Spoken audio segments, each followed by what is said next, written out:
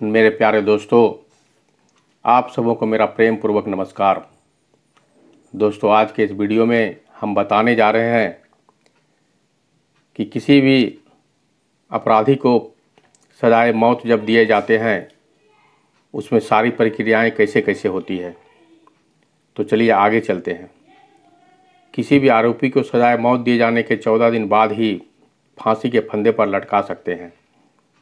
इन दिनों में यदि कैदी कुछ खाना, पढ़ना या लिखना चाहता है तो उसकी उन इच्छाओं को पूरा किया जाता है।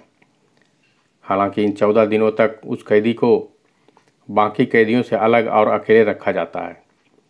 जेल मैनुअल के मुताबिक ही आरोपी को फांसी पर लटकाया जाता है। आपने सुना होगा कि किसी गंभीर अपराध के चलते दोषी को फांसी की सज़ा दी गई है, लेकिन क्या आपने कभी सोचा है कि एक बार सज़ा तय होने के बाद आरोपी को किन नियमों के तहत फांसी दी जाती है। दरअसल जेल नियमावली में फांसी की पूरी प्रक्रिया का विस्तृत विवरण दिया गया है। इसमें बताया गया है कि आखिर किन प्रक्रियाओं के तहत आरोपी को फांसी दी जाती है। जब भी किसी को फांसी पर लटकाने की खबर सुनते हैं तो हमारे जहन में कई सवाल उठते हैं। सबसे पहले तो यह सवाल आता है कि क्या वाकई में सजायाफ्ता से उसकी आखिरी इच्छा पूछी जाती है? दोषी का मुंह काले कपड़े से क्यों ढका जाता है? तथा जल्लाद दोषी के कानों में क्या कहता है? किन अधिकारियों की निगरानी में फांसी दी जाती है? इस खबर में हम आपको जेल मैनुअल के मुताबिक डेथ वारंट रिलीज होने से लेकर दोषी के शव को उसके परिजनों को सौंपे जाने तक की सभी प्रक्रियाओं के बारे में बताएंगे। डेथ वारंट पर हस्ताक्षर करने के बाद नींव क्यों तोड़ देते हैं जज? कोर्ट से दोषी को मौत की सज़ा मिलने के बाद डेथ वारंट या ब्लैक वारंट जारी किया जाता है। इस पेपर के चारों ओर काले रंग की धारी बनी होती है। इसको दोषी के सामने ही तैयार किया जाता है। डेथ वारंट बनाने के बाद जिस कलम से उसे लिखा जाता है उसे तुरंत ही तोड़ दिया जाता है, जो कि इस बात की निशानी है कि आरोपी की ज़िंदगी भी अब खत्म होने वाली है।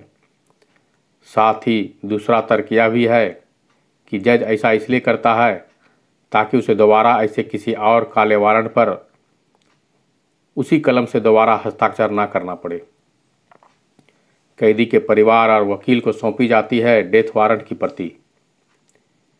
इस वारंट की एक प्रति वकील को दी जाती है और एक प्रति दोषी के परिवार को सौंपी जाती है।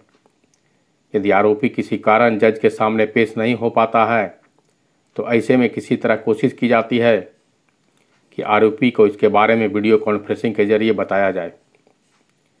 यदि दोषी को वारंट में किसी तरह की त्रुटि नज़र आती है तो वो अपने वकील के जरिए इसके खिलाफ याचिका कर सकता है। 14 दिनों के समय क्यों देना जरूरी होता है? नियमों के मुताबिक डेथ वारंट रिलीज करने के और फांसी की तारीख तय के बीच 14 दिनों का समय होना अनिवार्य है। इस बीच में सजायाफ्ता को बाकी कैदियों से अलग रखा जाता है। हालांकि वो बाकी कैदियों से मिल सकता है, उनके साथ खाना नहीं खा सकता और ज़्यादा समय नहीं बिता सकता। इस दौरान निर्धारित समय के लिए दोषी को कैद खाने से निकलकर घूमने और खेलने का भी समय दिया जाता है, लेकिन उसे रहना अकेले ही होता है। दोषी की हर मांग को पूरा किया जाता है। दोषी चाहे तो इस दौरान अपने परिवार वालों से और दोस्तों से मिल सकता है। वह एक से ज़्यादा बार उन्हें मिलने के लिए बुला सकता है और उसके साथ समय बिता सकता है। 14 दिन का समय इसलिए तय होता है ताकि आरोपी खुद को मानसिक रूप से तैयार कर सके और चाहे तो अपनी आखिरी इच्छा भी लिख सके। अगर मुजरिम अपने आखिरी समय में पंडित, मौलवी या किसी को भी शामिल करना चाहता है तो इस बात को लिख कर दे सकता है। आगे है, क्या वाकई में पूछी जाती है आखिरी इच्छा? तो फिल्मों में देखा जाता है कि सजायाफ्ता को फांसी पर चढ़ाने से पहले उसकी आखिरी इच्छा पूछी जाती है, लेकिन क्या हकीकत में ऐसा होता है? यह सवाल तो वाकई में कई लोगों के मन में आता होगा। कई लोग सोचते होंगे कि अपने आखिरी इच्छा में कैदी ने यदि ज़िंदगी मांग ली तो क्या उसे फांसी पर नहीं लटकाया जाता या नहीं लटकाया जाएगा? लेकिन सच या नहीं है। दरअसल कैदी से उसकी आखिरी इच्छा इस बारे में पूछी जाती है कि वो आखिरी बार किससे मिलना चाहता है और ख़ासकर क्या खाना चाहता है। यदि कैदी इससे परे कोई चीज़ मांगता है तो नियमावली के मुताबिक देखा जाता है कि यह इच्छा पूरी की जा सकती है या नहीं। यदि उसे पूरा करने में ज़्यादा समय लग सकता है तो उसे ओसेकार माना जाएगा। अपने आखिरी 14 दिनों में दोषी अपने पसंद की किताब पढ़ने के लिए मांग सकता है। उसे तुरंत वो किताब मुहैया कराई जाती है। सूर्योदय के समय क्यों दी जाती है फांसी? दोषी को सूर्योदय के समय फांसी दी जाती है। ऐसा इसलिए किया जाता है ताकि जेल में बाकी कैदियों और अधिकारियों का काम में बाधित न हो। दूसरा कारण यह होता है कि इसके बाद परिवार वालों को दोषी का अंतिम संस्कार करने का समय मिल जाता है। फंदे पर लटकाने का समय मौसम के मुताबिक ही तय किया जाता है। मेडिकल ऑफिसर की जांच में उसकी लंबाई और वजन के आधार पर तय किया जाता है। फांसी के तख्त के नीचे कितनी गहराई होनी चाहिए, इसके बाद उसके अनुसार तख्ता और बाकी चीज़ों की व्यवस्था की जाती है। फिर फांसी के लिए अलग अलग तरह की ट्रायल किए जाते हैं।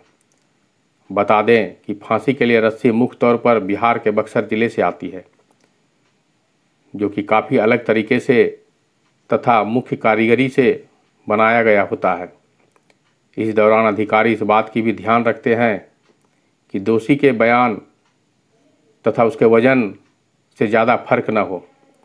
जब फांसी के 2 दिन के बचे होते हैं तो रेत की बोरी को लटकाकर देखा जाता है कि रस्सी उसका वजन झेल पाएगा या नहीं। इस ट्रायल के दौरान तय किया जाता है कि कौन सी रस्सी का ऑर्डर दिया जाए। फांसी के 2 दिन पहले आ जाता है जल्लाद। फांसी की तारीख तय होने के बाद जल्लाद को इसकी जानकारी दे दी जाती है। तारीख तय होने के 2 दिन पहले जल्लाद जेल पहुंचता है। उसे देखना होता है कि सारी व्यवस्था ठीक तरीके से की गई है या नहीं। दरअसल यह भी सुपरिटेंडेंट की जिम्मेदारी होती है कि वो तय करे कि किस जल्लाद को बुलाया जाए। पसंद का खाना खिलाया जाता है उसे। जल्लाद सबसे पहले सुबह उठकर कैदी के पास जाता है, उसे नहाने के लिए कहता है और उसे साफ सुथरे कपड़े पहनाए जाते हैं। इसके बाद कैदी से पूछा जाता है कि वो ब्रेकफास्ट करना चाहता है या नहीं। यदि कैदी को ब्रेकफास्ट करना होता है तो उसे पूछकर उसकी पसंद का नाश्ता दिया जाता है। मुजरिम को सुनाया जाता है डेथ वारंट। इन सब के दौरान जेल सुपरिटेंडेंट के साथ assistant jail superintendent, medical officer, 6 warden और जल्लाद भी उस वक्त वहीं मौजूद होते हैं। सुपरिटेंडेंट मुजरिम को वारंट पढ़कर सुनाता है और फिर उसके साइन कर लिया जाता है। इसके बाद दोषी को उसके जेल के सेल से निकालकर उस जगह ले जाया जाता है जहां उन्हें फांसी देनी है। काले कपड़े से दोषी को चेहरे का कवर करता है। इस समय जल्लाद, मेडिकल सुपरिटेंडेंट और मजिस्ट्रेट पहले से ही उस जगह पर पहुंच चुके होते हैं। वहीं दूसरी ओर कैदी के साथ असिस्टेंट सुपरिटेंडेंट और 6 वार्डन होते हैं। इस दौरान कैदी के हाथों को पीछे बांध दिया जाता है। कैदी को तख्ते पर खड़ा किया जाता है और कुछ देर बाद जल्लाद उसके चेहरे को काले कपड़े से कवर कर देता है। दोषी के कानों में क्या कहता है जल्लाद, तो चलिए आगे जानते हैं। फंदे पर लटकाने से पहले जल्लाद दोषी के कानों में कुछ शब्द कहता है। यह कैदी के धर्म पर निर्भर करता है। दरअसल उसके कान में कहता है कि हिंदुओं को राम राम और मुस्लिमों को सलाम। मैं अपने फर्ज के आगे मजबूर हूँ। मैं आपके सत्य के राह पे चलने की कामना करता हूँ।